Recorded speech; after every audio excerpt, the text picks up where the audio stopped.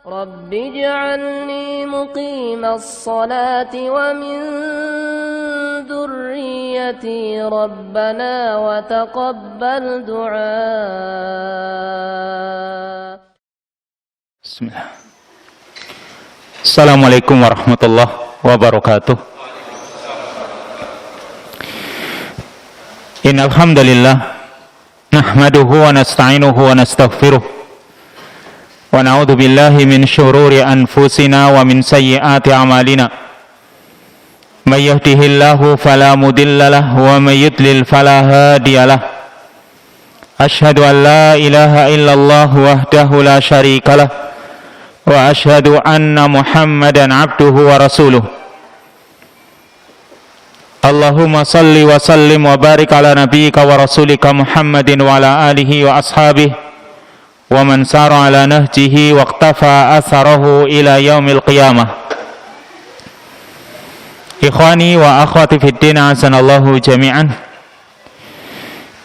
Ikhwan dan akhwat hadirin saudara-saudaraku yang semoga senantiasa dimuliakan oleh Allah. Alhamdulillah, pada kesempatan yang baik ini kita bisa mengkaji kembali ayat-ayat Allah dan juga hadis-hadis Rasulnya, masih dari kitab Riyadhus Shalihin dengan bab yang baru, yaitu babu bayani jama'atin minasyuhada fi sawabil akhirah wa yughassaluna wa yusalla alaihim bi khilafil qatil fi harbil kuffar. Bab yang menjelaskan tentang jama'atin minasyuhada, sekelompok dari orang-orang yang mati syahid fi sawabil akhirah, dalam urusan pahala akhirat. Wa yughassalun, mereka dimandikan, wa yusalla alaihim, serta disolati. Bi khilafil qatili fi harbil kuffar, berbeda dengan orang yang mati terbunuh di medan peperangan. Bab yang baru ini menjelaskan tentang sekelompok orang-orang yang mati syahid. Asy-syahadah atau kematian syahid disebut syahadah, yang arti asalnya adalah persaksian. Seperti kita mengucapkan kalimat syahadat, itu persaksian. Asyhadu berarti kan kita bersaksi.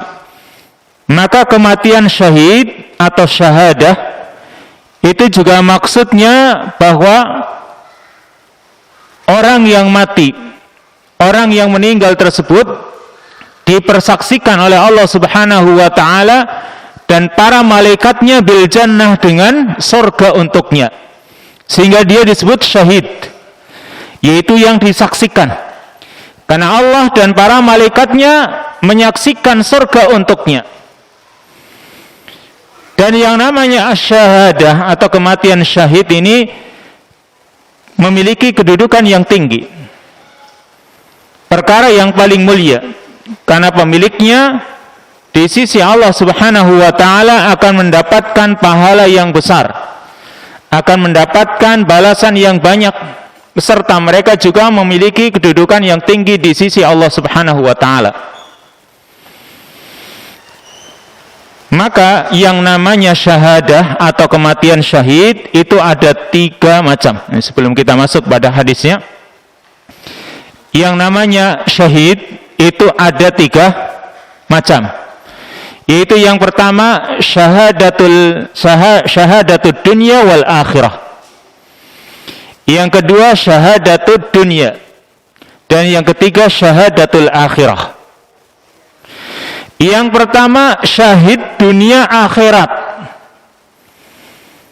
yaitu orang yang terbunuh di medan peperangan, yang ketika berperang dia itu melawan musuhnya, bukan lari, dan juga niatnya li'i'la'i kalimatillah, niatnya untuk menjunjung tinggi kalimat Allah, niatnya ikhlas karena Allah. Orang yang mati di medan perang tersebut, dia syahid di dunia. Di dunia dihukumi orang yang syahid, dan di akhirat juga nanti termasuk orang yang dipersaksikan oleh Allah Subhanahu wa ta'ala untuk mendapatkan surganya. Ini berarti dia ini syahid dunia akhirat. Lalu yang kedua, syahid atau syahadatud dunia. Syahid tapi cuma di dunia, yaitu orang yang terbunuh di medan perang, tapi ketika dia berperang tujuannya bukan karena Allah, tujuannya karena dunia.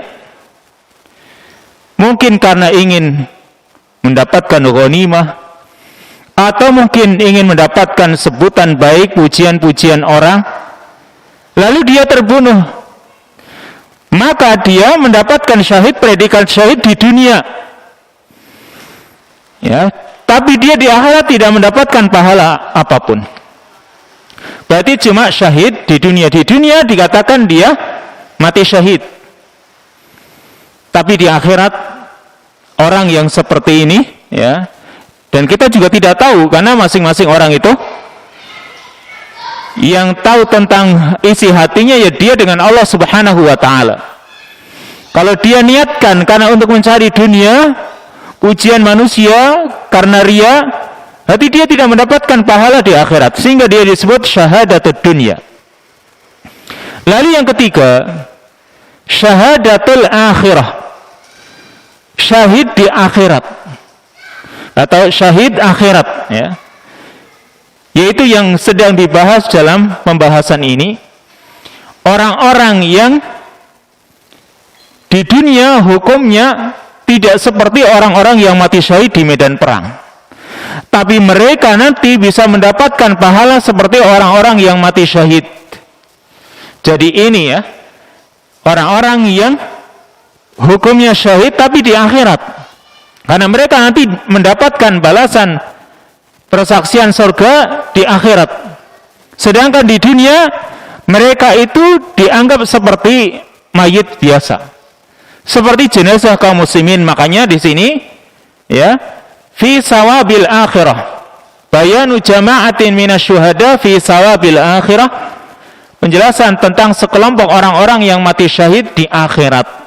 Mereka akan mendapatkan pahala di akhirat, tapi di dunia yughassalun wa yusalla alaihim, mereka dimandikan juga disolati. Berbeda dengan orang yang mati di medan pertempuran.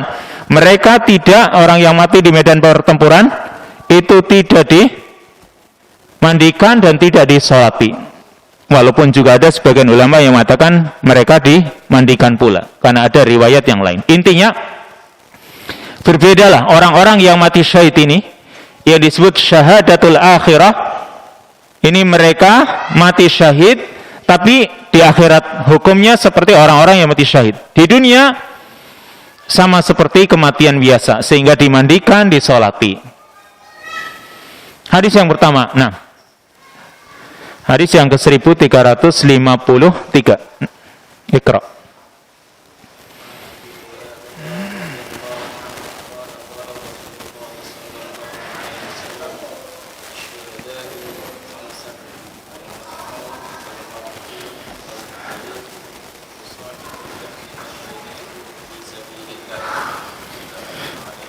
Hadis yang ke-1353 an Abi Hurairah radhiyallahu anhu qala. Hadis dari sahabat Abu Hurairah radhiyallahu anhu, dia menuturkan qala Rasulullah sallallahu alaihi wasallam, Rasulullah sallallahu alaihi wasallam bersabda, asy-syuhada'u khamsah, orang-orang yang mati syahid itu ada 5 macam, yaitu yang pertama al-mat'un, orang yang terkena penyakit ta'un atau wabah ta'un. Lalu yang kedua wal mabtun, orang yang mati karena terkena penyakit perut.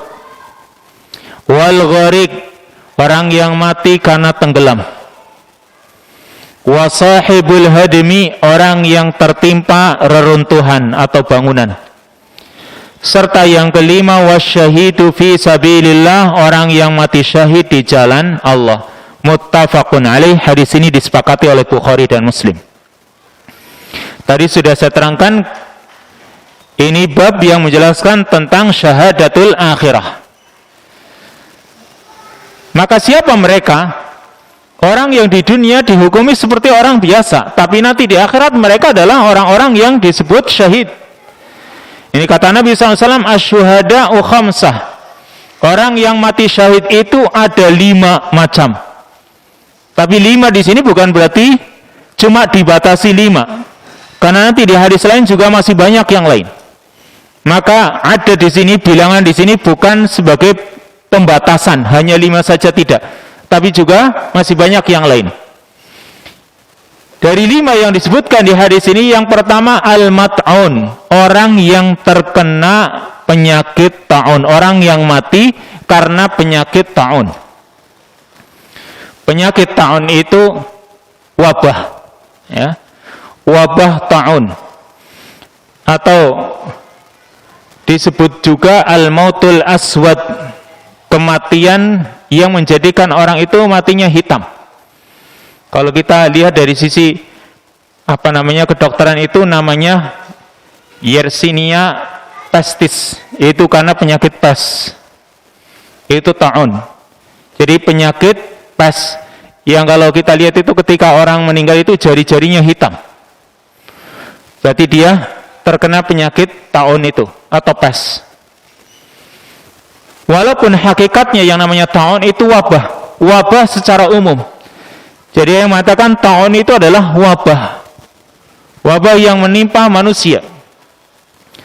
Tapi masalahnya COVID-19 ini termasuk ta'un atau bukan? Nah, ini yang dipermasalahkan oleh para ulama. Karena sisi perbedaan antara ta'un dengan COVID ini jelas sekali. Sehingga mereka mengatakan ta'un itu bukan, COVID ini bukan ta'un. Karena ta'un itu wabah, tapi tidak semua wabah itu ta'un. Penyakit ta'un itu ada luka-luka, ada bisul-bisulnya. Dan beda dengan penyakit COVID. Kalau COVID itu karena saluran pernafasannya, mungkin masuk ke penyakit karena perut mungkin, wallahu ta'ala alam. Sedangkan ta'un ini ada luka-lukanya, ada bisul-bisulnya yang sampai seluruh tubuhnya itu ya kelihatan banyak bisul-bisulnya. Itu namanya ta'un. Yang di dalam hadis riwayat Al-Imam Al-Bukhari, Nabi SAW mengatakan at-ta'un syahadatun likulli muslim. Yang namanya ta'un itu merupakan, kalau orang mati karena ta'un itu merupakan syahadah, kematian syahid bagi setiap muslim, kata Nabi.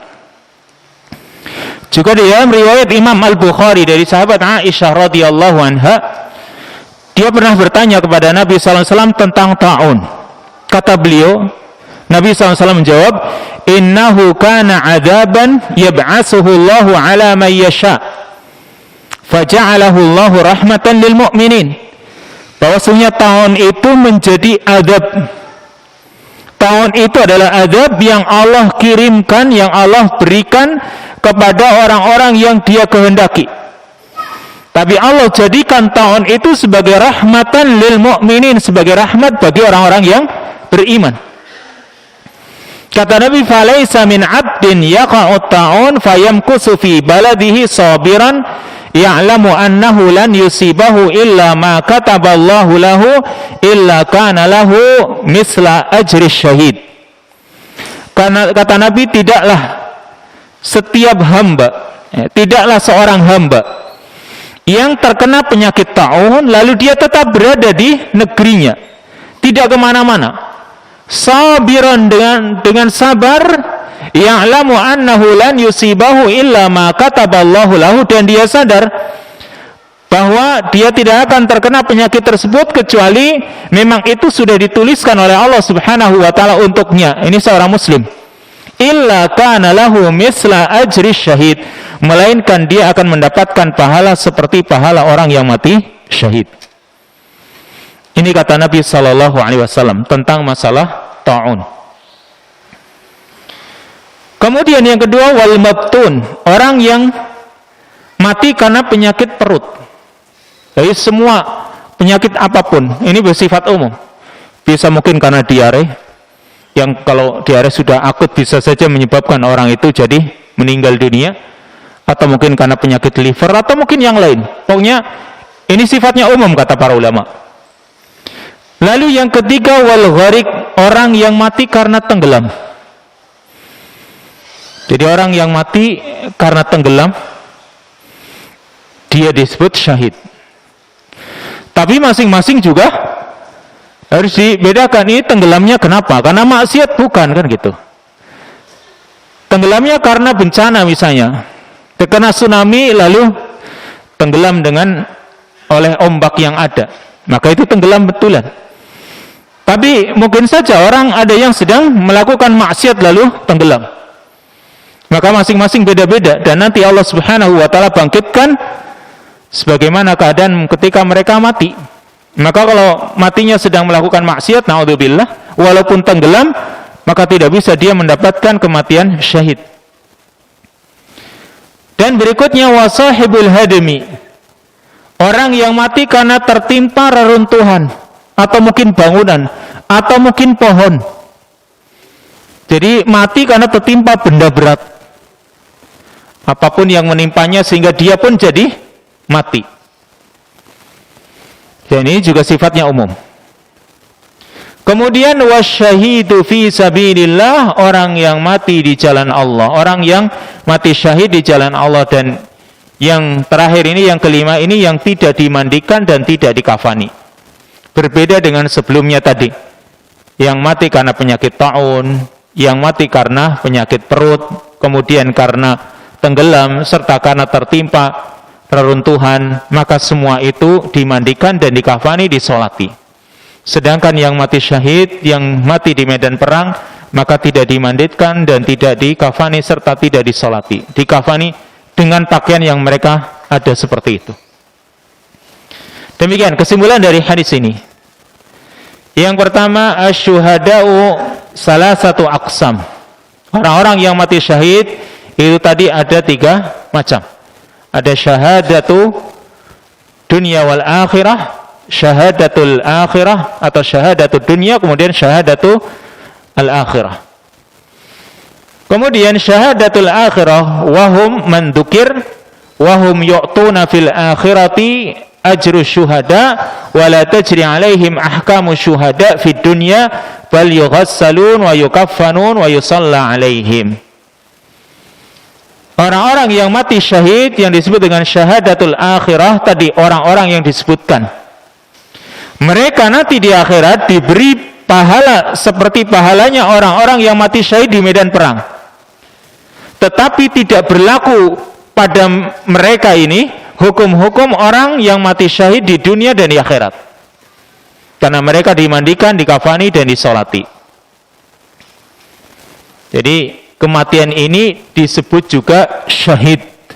Orang-orang yang mati tadi karena penyakit taun, karena penyakit perut, ya, karena tenggelam, mereka juga disebut syahid. Kenapa? Karena Allah Subhanahu wa ta'ala memberikan anugerah kepada mereka, memberikan fadlnya, kelebihannya kepada mereka.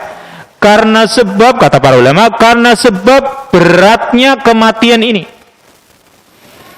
Kena penyakit taun, itu berat bagi orang yang mengalaminya. Atau orang yang tadi terkena mati karena terkena reruntuhan, berat baginya. Maka karena kematian yang seperti ini berat dan mereka merasakan sakitnya juga luar biasa, maka Allah Subhanahu wa ta'ala berikan karunia kepada mereka, berikan anugerah sehingga mereka bisa mendapatkan pahala orang yang mati syahid. Lalu yang ketiga, al-adadu fil hadis laisa lil hasr. Jumlah 5 macam orang-orang yang mati syahid tadi itu bukan sebagai pembatasan. Karena nanti disebutkan dalam hadis-hadis yang lain yang sahih tentang siapa saja orang-orang yang mati syahid, itu termasuk diantaranya orang yang mati karena terlempar dari kudanya, atau orang yang terkena sengatan serangga, atau seorang wanita yang mati karena nifasnya, karena sebab melahirkan, atau orang yang mati karena terbakar, atau orang yang mati karena bida isal, karena penyakit TBC, atau bidatil jam. Ini penyakit TBC juga itu termasuk ya di antara orang yang kalau mengalaminya lalu meninggal dunia itu termasuk kematian syahid.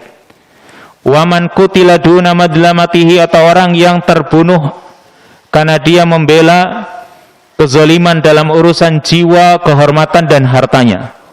Dan nanti akan disebutkan hadis berikutnya tentang kematian syahid yang lain. Kalau tadi baru 5. Tapi itu tadi yang 5 itu bukan terbatas cuma 5 saja, karena yang lain berikutnya ini akan disebutkan yang lain pula. Naam. Iqra.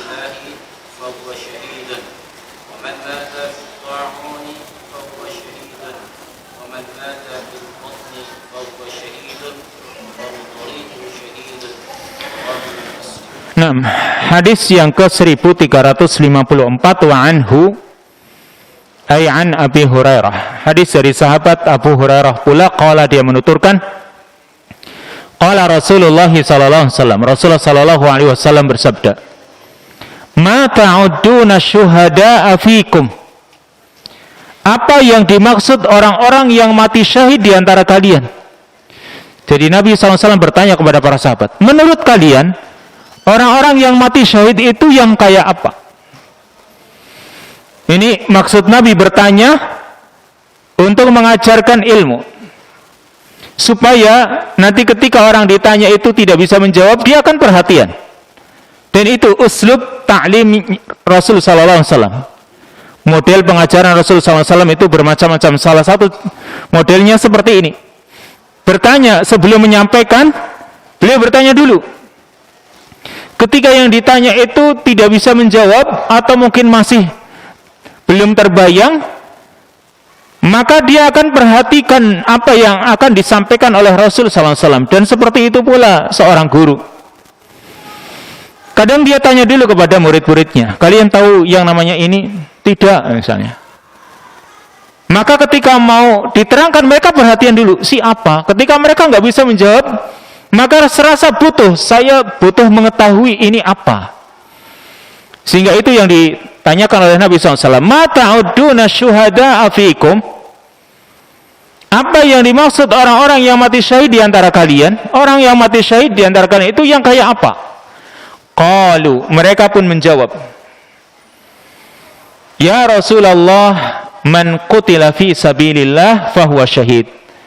Wahai Rasulullah, orang yang terbunuh di jalan Allah itulah orang yang mati syahid. Maka qala, Nabi SAW mengatakan, inna syuhada'a ummati idan laqalil. Kalau orang yang mati syahid itu hanya yang terbunuh di medan peperangan, berarti orang-orang yang mati syahid dari umatku cuma sedikit.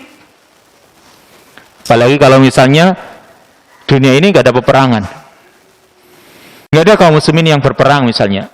Berarti kapan mereka mau mendapatkan kematian syahid?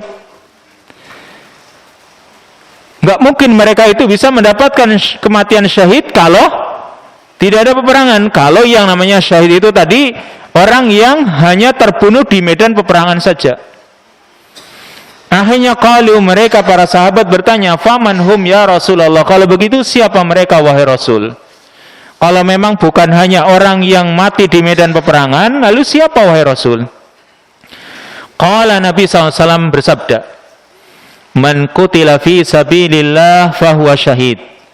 Orang yang terbunuh di jalan Allah, maka dia syahid. Dan ini jelas terbunuh karena melawan musuhnya, musuh kaum muslimin atau musuh Allah Subhanahu wa taala. Lalu berikutnya, waman mata fi sabilillah fahuwa syahid. Orang yang mati di jalan Allah, maka dia juga syahid. Perhatikan di sini, beda dengan tadi. Kalau kalimat yang pertama tadi, qutila fi sabilillah, terbunuh di jalan Allah. Berarti karena melawan musuh lalu dia terbunuh.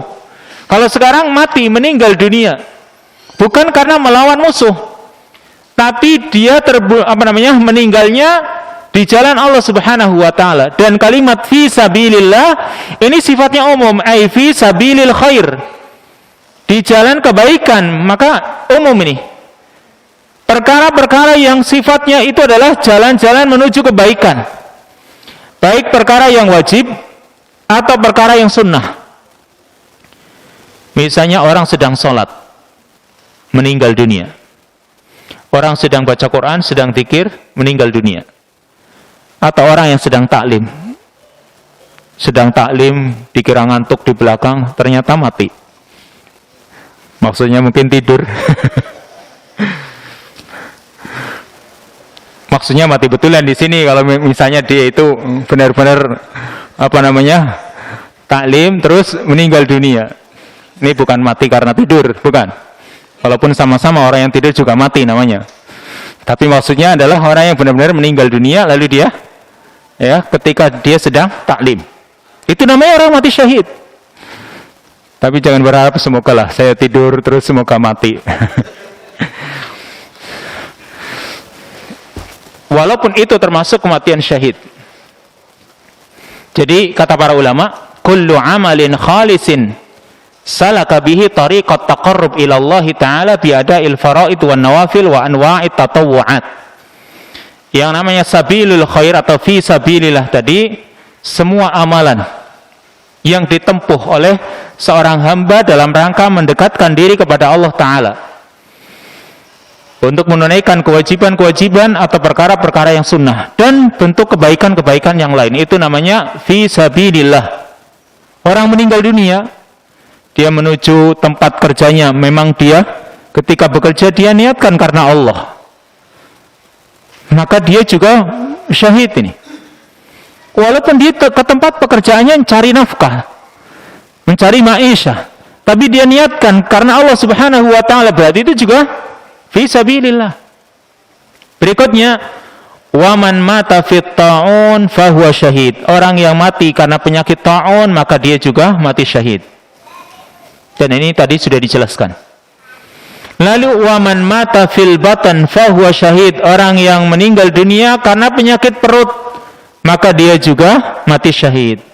Wal ghariqu syahid, dan orang yang mati karena tenggelam, maka dia juga mati syahid. Rawahu Muslim, hadis ini riwayat Imam Muslim. Dan ini tadi sudah sebagainya saya jelaskan. Ya, intinya di sini kesimpulannya, bayanus sa'ati rahmatillahi wa fadlih. Hadis ini menjelaskan tentang luasnya rahmat Allah Subhanahu wa taala dan karunia-Nya. Artinya manusia itu kan kadang ingin mendapatkan kematian syahid. Walaupun orang yang mendengarnya saja kadang-kadang tidak ada keinginan, karena kurang masuk ke hati yang namanya mati syahid itu. Walaupun kadang-kadang menjadi simbol ish kariman au mut syahidan, kadang-kadang jadi simbol, semboyan. Hiduplah mulia, hiduplah dengan mulia, dan matilah syahid. Tapi kadang-kadang cuma simbol saja, nggak sadar kalau dia itu sedang menginginkan kematian syahid. Maka orang yang sadar dengan kematian syahid, dia menginginkan kepada Allah Subhanahu wa taala, andai kata dia mati, maka matinya dalam keadaan mati syahid.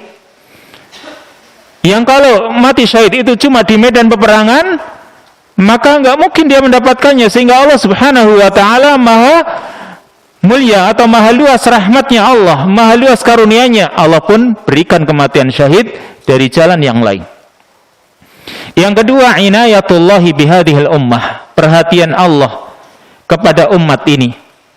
Karena Allah Subhanahu wa taala memberikan kepada mereka orang-orang yang disebutkan di hadis tadi ini pahala orang-orang yang mati syahid. Dan Allah juga memuji mereka, umat ini, karena umat ini juga sebaik-baik umat yang Allah Subhanahu wa taala berikan kepada perkara yang kecil menjadi besar, Dan Allah juga berikan rahmat, atau Allah khususkan dengan kekhususan yang Allah tidak berikan kepada umat-umat yang lain. Lalu yang terakhir, hirsu Rasulullah SAW ala i'ta'i mafhumi syahadah bu'dan a'maq wa ma'nan akad mimma istaqarra fi uquli ashabihi radhiyallahu anhum. Semangatnya Rasulullah SAW untuk memberikan pemahaman tentang kematian syahid dengan pemahaman yang jauh dan lebih mendalam, serta memiliki makna yang lebih kuat dari apa yang terdapat dalam pikiran para sahabat. Karena yang terdapat dalam pikiran sahabat yang mati syahid itu kan cuma mati di medan peperangan. Tapi Rasulullah SAW memberikan pemahaman yang lebih jauh lagi, lebih mendalam lagi, bahwa kematian syahid itu bukan cuma itu saja. Nah, hadis berikutnya.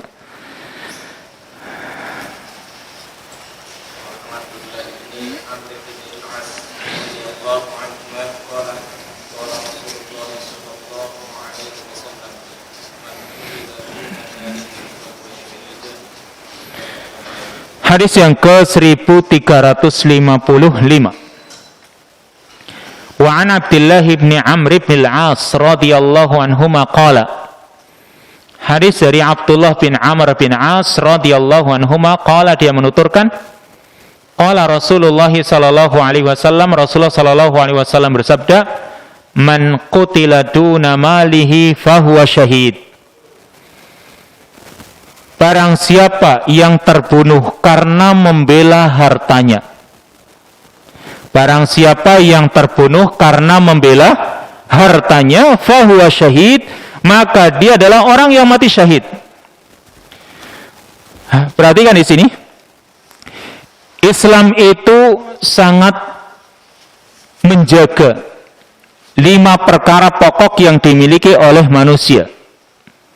Sering saya sebutkan apa yang disebut dengan ad-daruriyatul khamsu. 5 perkara pokok yang harus dijaga oleh manusia, yaitu yang pertama ad-din, agama, yang kedua an-nafas, jiwa, yang ketiga al-aql, akal, yang keempat al-a'rad, ya, yaitu kehormatan, serta yang kelima adalah al-mal, harta. Ini adalah ad-daruriyatul khams, 5 perkara pokok yang harus dijaga oleh manusia. Nah, ketika orang itu ingin membela 5 perkara ini, lalu akhirnya dia mati. Kalau orang berjihad di jalan Allah, membela agama Allah. Tapi 5 perkara yang lain juga, dia akan mendapatkan kematian syahid. Seperti yang dikatakan oleh Nabi SAW, man qutila duna malihi fahuwa syahid. Orang yang terbunuh karena membela hartanya, maka dia itu mati syahid. Perhatikan di sini. Saya contohkan, misalnya orang itu di tengah jalan membawa uang barangkali, terus ada begal atau perampok. Seorang di tengah jalan, mungkin naik kendaraan barangkali, di tengah jalan dihadang begal atau perampok. Kira-kira kalau kita bagaimana? Walaupun nanti ada hadisnya, ya. Walaupun nanti di hadis yang ke-1357 itu Nabi SAW menerangkan. Tapi sekarang kita itu ketika menghadapi yang seperti itu, ada begal, ya, lalu dia meminta harta kita, maka Nabi SAW di hadis yang lain, tidak disebutkan di hadis-hadis ini, itu ketika menghadapi orang yang mau mengambil paksa hartanya, maka kalau bisa dia tempuh beberapa cara. Cara yang pertama ini disebutkan dalam hadis riwayat Imam An-Nasa'i. Cara yang pertama, dia nasihati orang tersebut. Dia diingatkan dengan adab Allah. Ittaqillah. Kalau bisa dalilnya, menghadapi begal suruh takwa. Kan mungkin saja ittaqillah, bertakwalah kamu kepada Allah itu, walaupun kadang-kadang takut duluan. Tapi kalau bisa ini, karena Nabi SAW memberikan triknya, ya, ingatkan dia dengan ketakwaan kepada Allah Subhanahu Wa Taala, dan banyak bahkan ulama juga ada yang pernah menjadi begal.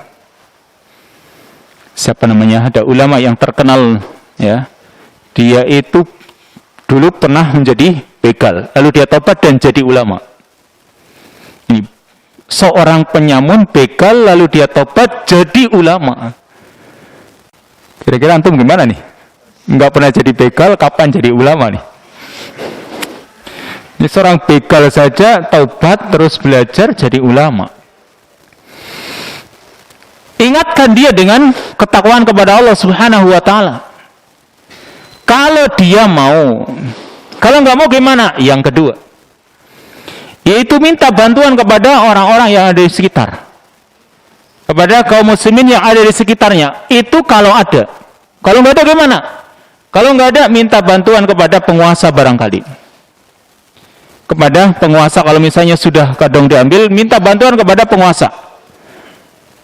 Kalau mereka mau, kalau tidak, kata Nabi SAW, perangi, lawan dia sampai orang itu mati syahid. Berarti di sini membela atau melawan orang yang ingin mengambil harta dengan kezaliman, lalu dia terbunuh, maka dia mati syahid. Dan yang namanya harta itu jangan dibiarkan. Ya, yang namanya harta, kita punya harta, itu jangan dibiarkan diambil sama orang lain. Baik harta itu mungkin sedikit atau banyak diambil sama orang lain, ya, kecuali kalau kita ingin memberinya. Kalau mereka mengambil dengan paksa, maka jangan dibiarkan. Kecuali kalau urusannya dengan pemerintah. Ini nanti termasuk perkara yang dikecualikan. Ahli sultan, ya. Kalau misalnya penguasa, ada penguasa yang zalim mengambil harta kita, maka ini termasuk yang dikecualikan, jangan melawan. Misalnya yang antum mungkin nggak kerasa, misalnya masalah pajak, ini misal, kan nggak kerasa ya, kayak biasa saja gitu kan, suruh pajak ini mau, pajak itu juga mau ini, ya. Tapi yang seperti itu kata para ulama jangan dilawan, ya, maksudnya dibiarkan, kecuali kalau kita itu melihat harta kita itu diambil dan kita melihat, ya, dengan mata kepala kita diambil oleh seorang, misalnya kita melihat nyata dia mengambilnya, maka boleh melawannya. Lalu perhatikan di sini sedikit yang perlu dicermati. Kalau kita misalnya tadi ada seorang perampok di tengah jalan, naudzubillah, ya, kita tidak ingin mengalaminya, tapi kalau misalnya ada seorang di tengah jalan dia dirampok, lalu dia disuruh menyerahkan hartanya, kalau enggak mau dibunuh. Kalau di hadis yang nanti akan kita baca itu, kita disuruh jangan memberikan kepadanya. Tapi lihat di sini, kalau hadis memang menerangkan jangan memberikan, jadi jangan dibiarkan harta itu diambil sama orang. Tapi kalau orang memikirkan antara dua kemaslahatan atau dua mudarat, nyawa kita melayang atau harta kita diambil, milih yang mana? Jangan milih nggak kedua-duanya. Maksudnya ini sedang serius ini. Ada dua pilihan, harta kita diambil atau nyawa kita melayang. Dua pilihan ini. Maka kalau kita lihat dari sisi tadi ad-daruriyatul khamsu, yaitu 5 perkara pokok yang dimiliki oleh manusia, itu sebenarnya kan berurut-urutan. Yang paling pertama itu urusan agama. Makanya nyawa melayang dalam rangka membela agama seperti berjihad, itu tidak masalah. Karena apa? Agama itu lebih dikedepankan. Kaum muslimin berperang, ketika berperang apa yang dipertaruhkan? Nyawa. Tapi dalam rangka membela agama, maka agama lebih dikedepankan, dia ditempatkan di urutan yang pertama. dari ad-daruriyatul khamsu tadi. Dari 5 perkara pokok, agama paling atas. Tapi sekarang, antara jiwa dengan harta, kalau dari urut-urutan ini, yang paling pokok, jiwa atau harta, maka tentunya yang lebih berharga bagi seorang manusia adalah jiwanya. Sehingga kadang-kadang dia menyerahkan hartanya, yang penting selamat. Tapi, andai kata orang itu melawan lalu terbunuh, maka sebagaimana yang dikatakan oleh Nabi SAW, man qutila duna malihi fahuwa syahid.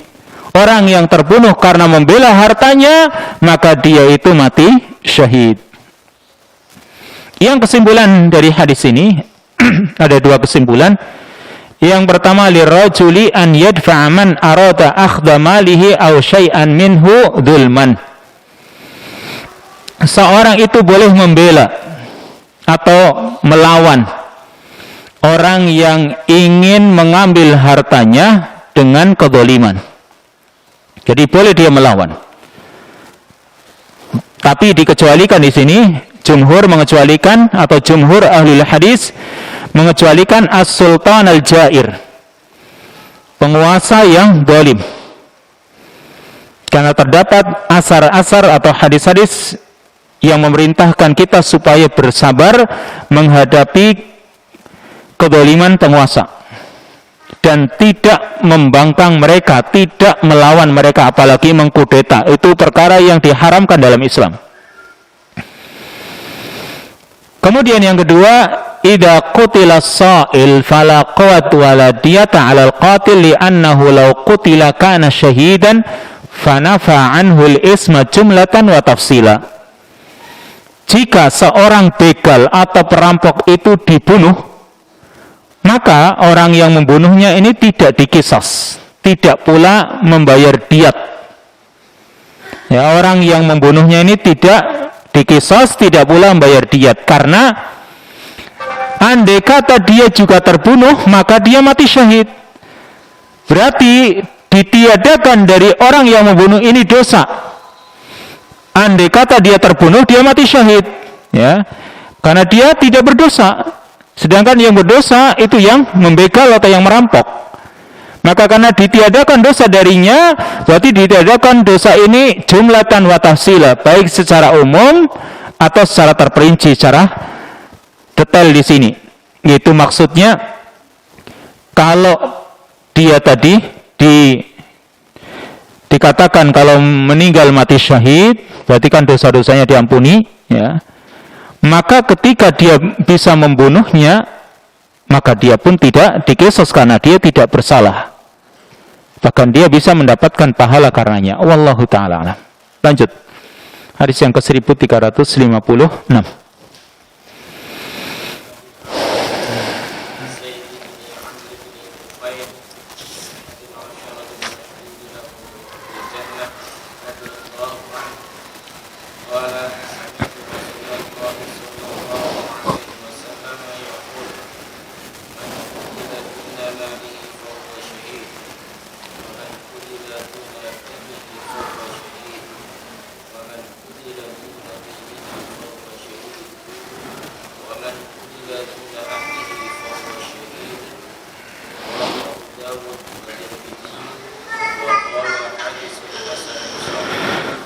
Hadis yang ke-1356. Wa'an Abil A'war Sa'id ibn Zaid ibn Amr ibn Nufail. Hadis dari Abul A'war, namanya Sa'id bin Zaid bin Amr bin Nufail, ahadil ashratil masyhudi lahum bil jannah. Sa'id bin Zaid ini salah satu dari 10 orang yang dijamin masuk surga oleh Nabi sallallahu alaihi wasallam. Jadi ada istilah al-ashratul mubasysyirina bil jannah atau al-ashratul masyhudina bil jannah. 10 orang yang dijamin masuk surga. Walaupun sebenarnya bukan cuma 10, tapi banyak. Tapi yang disebutkan dalam satu hadis ada 10 orang, yaitu 4 khulafaur rasyidun, Abu Bakar, Umar, Utsman, Ali. Kemudian ada 6 yang lain, ada Talhah bin Ubaidillah, ada Abdurrahman bin Auf, ada Zubair bin Awam, kemudian ada Sa'ad bin Abi Waqqas, kemudian ada Abu Ubaidah ibn al-Jarrah, serta Sa'id bin Zaid ini. Jadi Sa'id bin Zaid ini yang meriwayatkan hadis ini, dia termasuk dari 10 orang yang dijamin masuk surga. Yang lain juga iya. Yang lain banyak, seperti misalnya sahabat Bilal. Bilal juga dijamin masuk surga. Kenapa? Karena suara sandalnya saja sudah didengar di surga. Suara sandalnya itu sudah didengar di surga. Itu sahabat Bilal, yang berarti dia masuk surga. Kemudian seperti Khadijah radhiyallahu anha, istri Nabi sallallahu alaihi wasallam. Dia sudah dibuatkan istana di surga, yang berarti dia juga masuk surga. Lalu sahabat-sahabat yang lain juga banyak, seperti Sa'ad bin Mu'ad dan juga sahabat yang lain yang memang mereka dijamin pula oleh Nabi SAW untuk masuk surga. Tapi yang dikumpulkan dalam satu hadis yaitu 10 orang tadi. Ya, 10 orang yang dijamin masuk surga, termasuk di salah satu dari mereka Sa'id bin Zaid ini. Radhiyallahu anhum. Qala, dia menuturkan, sami'tu Rasulullah sallallahu alaihi wasallam yaqul, aku mendengar Rasulullah sallallahu alaihi wasallam bersabda, man qutila duna malihi fahuwa syahid. Barang siapa yang terbunuh karena membela hartanya, maka dia mati syahid. Mati terbunuh karena membela harta. Mungkin tadi contohnya seperti ketika ada perampok begal, ya, yang mengambil paksa hartanya. Tapi bukan karena sengketa dia kalah lalu stres mati. Kan mungkin ada yang seperti itu. Atau mungkin karena dia ikut pilkada barangkali stres. Terus tidak lama kemudian mati. Dia yang bela apanya nih? Ini membela harta ketika diambil paksa sama orang lain. Wa man qutila duna damihi fahuwa syahid. Orang yang terbunuh juga karena membela darahnya, maka dia juga syahid. Wa man qutila duna dinihi. Orang yang terbunuh karena membela agamanya, maka dia juga mati syahid. Wa man qutila duna ahlihi fahuwa syahid. Dan orang yang terbunuh karena membela keluarganya, maka dia juga mati syahid. Berarti intinya di sini kalau kita simpulkan dari 4 orang-orang yang disebutkan dalam satu hadis ini, yang semuanya adalah orang yang mati syahid, dari orang yang membela hartanya, orang yang membela darahnya, kemudian membela agamanya, membela keluarganya. Intinya semua ini, mereka ini adalah orang-orang yang didolimi. Orang-orang yang didolimi, dan yang al-madlum, orang-orang yang didolimi itu adalah syuhada. Mereka adalah orang-orang yang mati syahid. Ini kesimpulan dari 4 kelompok orang yang disebutkan dalam hadis ini, karena mereka semua didolimi. Bukan karena mendolimi, tapi mereka didolimi.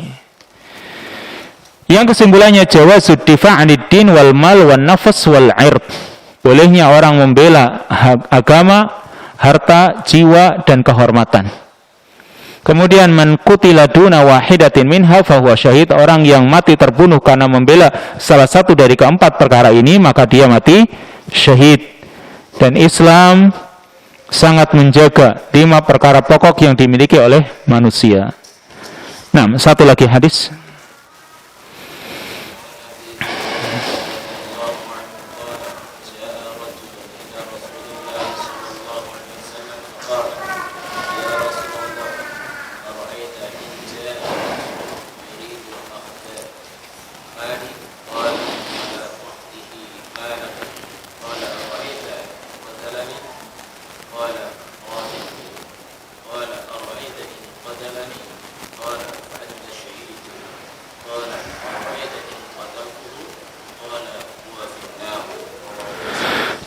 Hadis yang terakhir dari bab tentang syuhada ini, hadis yang ke-1357. Wa an Abi Hurairah radhiyallahu anhu qala, hadis dari sahabat Abu Hurairah radhiyallahu anhu, dia menuturkan, jaa rajulun ila Rasulillah sallallahu alaihi wasallam faqal, ada seorang sahabat datang menemui Rasulullah sallallahu alaihi wasallam, lalu dia bertanya, "Ya Rasulullah, ara'aita in jaa'a rajulun yuridu akhdha mali?" Wahai Rasulullah, bagaimana pendapatmu jika ada seorang datang dan ingin mengambil paksa hartaku? Dia ingin merampas, mengambil paksa hartaku. Apa yang harus aku lakukan? Atau bagaimana sikapku? Qala, kata Nabi SAW, fala tu'tihi malak. Jangan kamu berikan kepadanya hartamu. Ini yang dinasihatkan oleh Rasul SAW kepada kita. Berarti tadi, ya, kalau tadi menimbang dari sisi kemaslahatan, mungkin orang memilih urusan jiwanya. Tapi hadis Nabi SAW ini yang juga harus jadi pegangan bagi kita.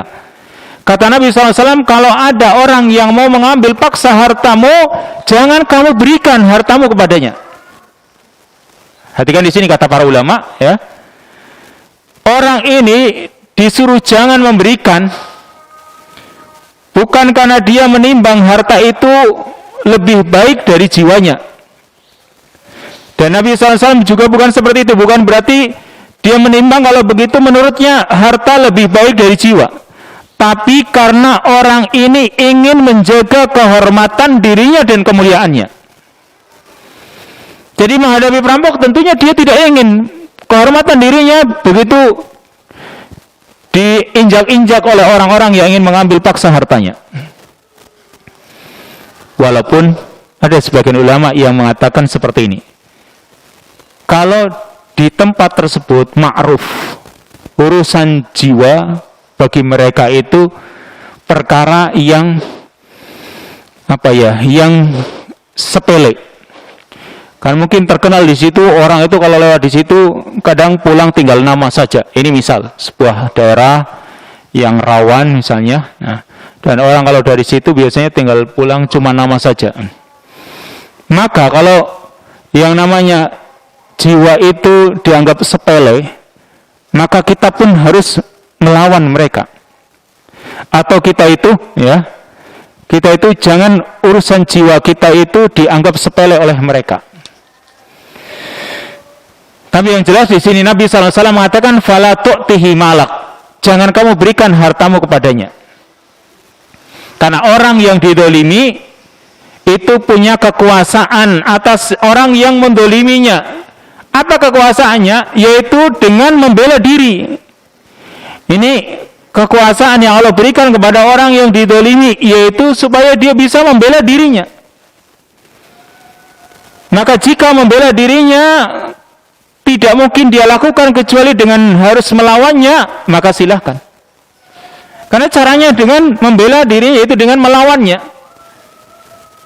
Qala, orang ini bertanya lagi, ara'aita in qatalani. Bagaimana pendapatmu ya Rasul kalau dia membunuhku? Atau kalau dia itu memerangiku, ya, membunuhku? Kalau dia melawanku bagaimana kan gitu? Kalau tadi ketika dia mau mengambil paksa, kita katakan enggak boleh misalnya. Ternyata dia melawanku. Kalau Nabi pun mengatakan qatilhu, lawan dia. Ini kata Nabi, qatilhu, kalau dia ingin membunuhmu, bunuh juga dia. Qala, maka orang ini bertanya, ara'aita in qatalani. Bagaimana pendapatmu ya Rasul kalau ternyata dia membunuhku? Aku mati karena dibunuh olehnya. Qala, Nabi mengatakan fa anta syahid. Kalau begitu kamu mati syahid. Ya, karena kamu mati membela kehormatanmu atau membela hartamu, maka kamu mati syahid. Lalu ara'aita in qataltuhu. Bagaimana pendapatmu ya Rasul kalau aku mampu membunuhnya, dia terbunuh? Maka Nabi mengatakan huwa finnar, dia di neraka. Jadi kamu tidak bersalah. Justru dia yang kata Nabi huwa finnar, dia di neraka. Kebalikan dari syahid. Karena yang namanya syahid tadi kan di awal sudah diterangkan, yang namanya syahid Allah dan para malaikatnya mempersaksikan dia bahwa dia akan mendapatkan surga. Nah ini sebaliknya. Karena dia melakukan kezaliman, maka Nabi pun mengatakan huwa finnar, dia di neraka. Rawahu Muslim, hadis ini riwayat Imam Muslim. Berarti di sini membunuh, ya. Tadi dia tidak mungkin membela dirinya kecuali dengan cara membunuh. Maka lakukan. Dibolehkan dia membunuh. Tapi tentunya lihat trik-trik tadi yang sebelumnya. Dan para ulama mengatakan membunuhnya pun juga perlu diperhatikan. Ya. Nanti akan disebutkan di sini, ya, tentang kalau orang itu memang harus kondisinya harus membunuhnya juga tidak ada niat untuk membunuh. Karena kalau dari awal misalnya begitu begalnya ngomong mau merampok harta dia, langsung dia ingin membunuhnya, ini nggak boleh. Kenapa? Belum tentu dia mau membunuh. Yang berarti kalau orang yang mengambil hartanya, yang mau diambil hartanya, dia langsung punya keinginan membunuh, itu sudah dosa besar. Karena melakukan dosa pembunuhan. Padahal dia belum tentu mau membunuhnya. Makanya kalau dia berniat membunuh, lalu kita niat juga untuk membunuhnya, maka nggak apa-apa. Melawan di sini, ya. Berarti kalau kita yang mengawali ingin membunuhnya, begitu dia meminta, mungkin belum diacungkan senjata atau apa, langsung dibunuh misalnya, maka nggak boleh. Kalau dia sudah mengacungkan senjata, barangkali sudah punya niat membunuh, lalu kita lawan, lalu kita membunuhnya, ini yang dibolehkan. Wallahu ta'ala alam. Yang kesimpulan dari hadis ini, yang pertama, al-hadisu dalilun ala annal ilma qabla al-amal. Hadis ini sebagai dalil bahwa kewajiban seorang itu berilmu sebelum beramal. Berarti ilmui dulu. Ketika mau menghadapi apapun, ilmui dulu sebelum dia melakukannya. Haitsu sya'ala hadha sahabi Rasulullah SAW amma yajibu alaihi amaluhu qabla amalihi. Karena sahabat ini bertanya kepada Rasulullah SAW tentang perkara yang wajib bagi dirinya, wajib untuk diamalkannya sebelum dia melakukannya. Bertanya dulu. Itu pentingnya al-ilmu qabla al-qaul wal amal. Yang kedua, yanbaghi at-tadarruj fi daf'is sa'il. Seyogianya orang itu atau seharusnya orang itu melakukannya dengan bertahap ketika ingin melawan si begal. Yaitu dikatakan bil wa'ti, pertama dengan nasihat. Awil istighasah qabla syuru' fi qitalihi, atau meminta bantuan sebelum dia berusaha membunuhnya. Wa in syara'a fi qitalihi, kalau memang dia harus membunuhnya, falyakun hammuhu daf'uhu la qatluhu, maka hendaklah niatnya untuk membela, bukan niatnya membunuhnya. Jadi niatnya ingin membela dirinya, bukan dengan maksud niatnya langsung ingin membunuhnya, bukan. Wallahu a'lam. Serta yang terakhir, damul muslimi wa maluhu wa irduhu haram. Darah seorang muslim, hartanya dan kehormatannya itu hukumnya haram. Artinya darah seorang muslim tidak boleh dialirkan. Tidak boleh yang namanya jiwa seorang muslim itu disia-siakan. Bahkan disebutkan dalam hadis, lebih mulia satu jiwa seorang muslim lebih mulia daripada kehormatan Ka'bah. Ka'bah dihancurkan, semua umat akan protes, akan membunuh orang tersebut. Tapi jiwa seorang muslim ketika dibunuh, maka harusnya itu lebih terhormat daripada Ka'bah. Walaupun kadang kaum muslimin ketika ada seorang muslim dibunuh begitu saja, kadang cuma diam. Minimal kita mendoakan orang-orang yang melakukan kezaliman kepada kaum muslimin, karena darah kaum muslimin hukumnya haram, termasuk hartanya dan juga kehormatannya tidak boleh diinjak-injak. Berarti perbuatan-perbuatan dosa dengan menghinakan kehormatan seorang muslim itu hukumnya juga haram. Wallahu ta'ala a'lam bissawab. Ini bab tentang jama'atun minasyuhada. Bab berikutnya tentang fadlul itq, tentang keutamaan membebaskan budak. Insyaallah kita lanjutkan pada kesempatan yang akan datang biidnillahi ta'ala. Wa sallallahu wasallam ala nabiyyina Muhammad wa ala alihi wa sahbihi ajma'in. Subhanakallahumma wa bihamdika asyhadu an la ilaha illa anta astaghfiruka wa atubu ilaik. Wassalamualaikum warahmatullahi wabarakatuh.